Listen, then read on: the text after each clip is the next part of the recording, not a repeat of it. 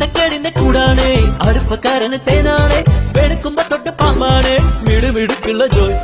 പണിക്ക് ചെന്നതിൽ പിറ്റേന്ന് ഉടക്ക് വേലകൾ കാട്ടിയിട്ട് കണക്ക് തെറ്റിയ റോക്കറ്റായി തിരിച്ചു പോരണ ജോയ് ഇവനെന്തിന് പോന്നോനാ പല നമ്പരുമുള്ളോനാ പണി എന്തിന് പോയാലും എടി കൊണ്ടുവരുന്നോനാ വെള്ളം തളിക്കാനും വെള്ളം തളിക്കാനും വെള്ളം തളിക്കാനും